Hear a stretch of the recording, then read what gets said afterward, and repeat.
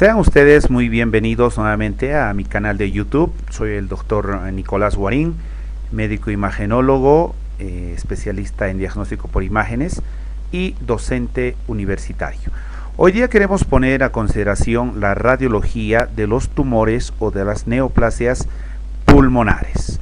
Y vamos a definir como un tumor o una neoplasia pulmonar es aquel tejido tisular de crecimiento anárquico y desmedido, es decir, no lleva ningún orden en su crecimiento y su reproducción o su mitosis se encuentra muy acelerada, pero de una manera anárquica y desordenada. Al igual que en otros órganos, en el pulmón también los tumores se clasifican en dos grandes grupos, los tumores benignos y los tumores malignos. Desde el punto de vista radiológico es muy difícil, resulta difícil poder establecer solamente con la imagen, determinar si una neoplasia resulta ser benigna o resulta ser maligna. Sin embargo, existen algunos signos indirectos que nos pueden hacer sospechar del carácter que tiene ese tumor. Uno de esos síntomas o de esos signos radiológicos que vamos a encontrar principalmente son los bordes de la lesión. Los bordes de la lesión en un tumor que tiene un carácter benigno generalmente van a tener un borde muy bien definido. Es una estructura que se encuentra muy bien definida.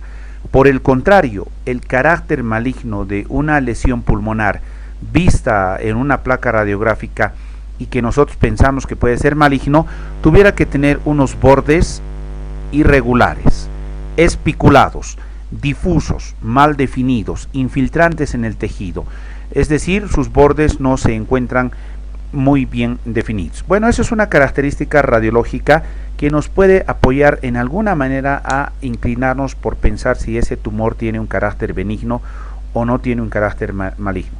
Pero ninguno de estos es totalmente determinante, solamente la histopatología nos podrá dar el carácter definitivo del tumor. También podemos mencionar que si una lesión se presenta, por ejemplo, en unas placas anteriores, pudiera tratarse también de un tumor benigno. Sin embargo, si se presenta esta lesión de pronto y de repente aparece un estudio radiológico, pudiera tener un carácter maligno. Otro carácter que también nos ha de servir para diferenciar es los antecedentes del paciente. Pacientes mayores de 40 años, pacientes fumadores y pacientes que van a tener una patología de base pudieran tener también un desarrollo de un tumor maligno. Por el contrario, si es un paciente menor de 40 años y que entre sus antecedentes no es fumador, pudiéramos pensar que el tumor también es de carácter benigno. Las calcificaciones son muy importantes porque los tumores benignos presentan calcificaciones en su interior. Y por el contrario, los tumores malignos presentan degeneración del tumor, es decir, ya no es una lesión homogénea, sino más bien es una lesión heterogénea debido a la degeneración caseosa, a la degeneración hialina que puede sufrir dentro del tumor. Radiológicamente, los tumores se presentan bajo un patrón de aspecto nodular. Siempre han de ser esa la característica del tumor, es decir, son redondeados. Y el tamaño puede ser desde muy pequeños hasta muy grandes. Entonces, vamos a indicar que aquellas lesiones que están en el rango de 1 milímetro a 10 milímetros se llaman lesiones micronodulares. Las que van, como en este ejemplo, de 1 centímetro hasta 5 centímetros de diámetro son lesiones nodulares. Y hay unas lesiones que son mucho más grandes, de 5 centímetros, que ya se denominan bajo el término de masa pulmonar. Aquí estamos viendo una lesión nodular, radiopaca, homogénea, de bordes muy bien definidos. Y si tienen los bordes bien definidos, podemos sospechar o pensar que tiene esta neoplasia un carácter más o menos tendente a la benignidad. Podemos describirlo entonces bajo esas características radiológicas: nodular, radiopaco, homogéneo y de bordes y bien definidos, características muy bien definidas. Entre las neoplasias benignas más frecuentes podemos describir a los amartomas, que tienen una característica muy principal, que es en su interior van a desarrollar calcificaciones. Y como habíamos dicho, si tiene calcificación también es considerado como un tumor benigno. También podemos encontrar los condromas, que se originan a partir de células embrionarias. Son masas radiopacas, nodulares, que se caracterizan por presentar calcificaciones en su interior. Otras neoplasias benignas son los lipomas, los fibromas y también los hemangiomas. Estamos observando una neoplasia de aspecto radiológicamente más o menos maligno. ¿Y por qué decimos que es maligno? Por la característica que tienen los bordes. Los bordes son espiculados, mal definidos, infiltrantes en el tejido adyacente. Por el tamaño ya no podemos decir que es un nódulo, podemos decir que es una masa. Recordemos que mayores a 5 centímetros ya son denominadas masas pulmonares. Entonces es una masa pulmonar que aparentemente tiene un carácter del tipo maligno. Estos tumores tienden a invadir a los tejidos circundantes y dan metástasis a los tejidos vecinos, como también pueden dar metástasis a los órganos a distancia. La clasificación de los tumores malignos del pulmón son en los siguientes 6 grupos. El primer grupo son de causa epitelial, los que se dividen a su vez en carcinoma broncógeno y en carcinoma bronquialveolar, además del adenoma bronquial. El segundo grupo son los tumores no epiteliales o sarcomas. Tercero, los tumores mixtos, cuarto del sistema retículo endotelial. En este grupo podemos incluir a los linfomas, leucemia, a la leucosis, al mieloma y al tumor de Swing. 5.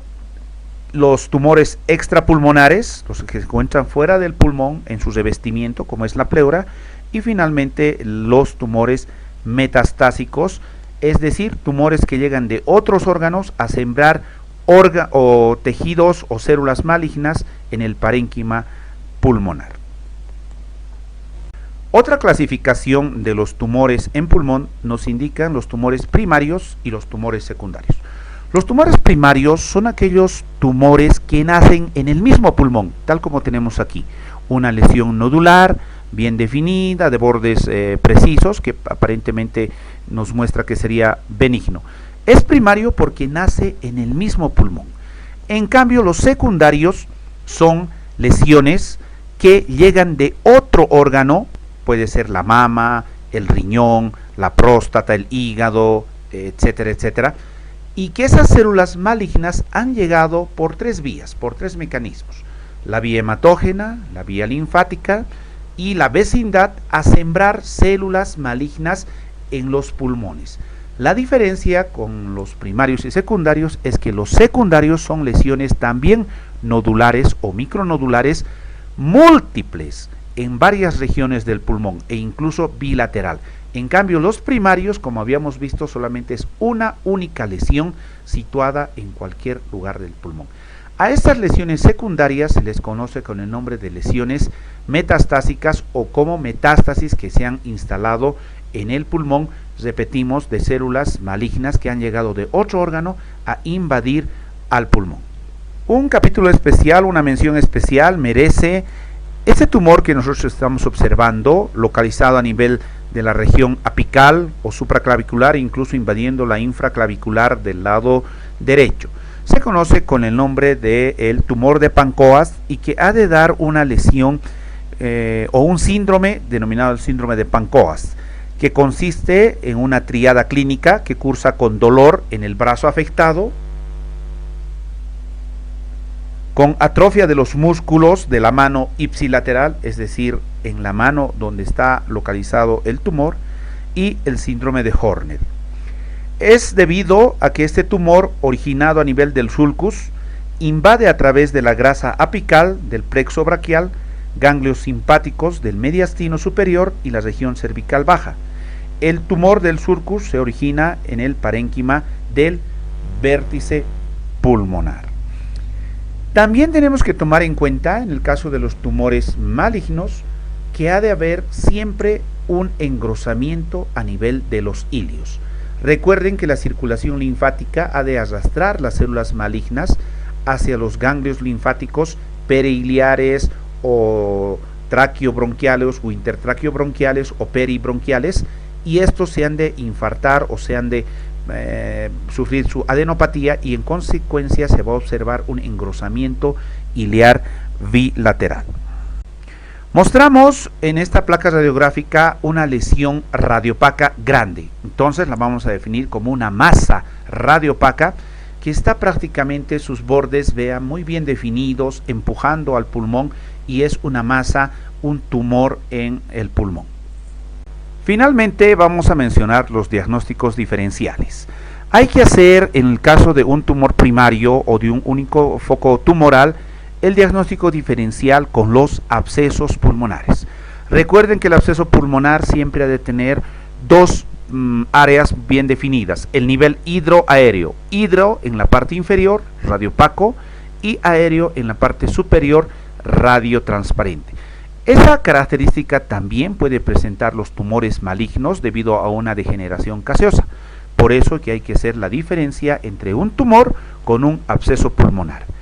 Y en el caso de los tumores metastásicos, donde son lesiones múltiples, radiopacas, nodulares en ambos campos pulmonares, hay que establecer el diagnóstico diferencial con las neumonías atípicas, con la bronconeumonía, y también podemos hacer el diagnóstico diferencial con el edema agudo de pulmón.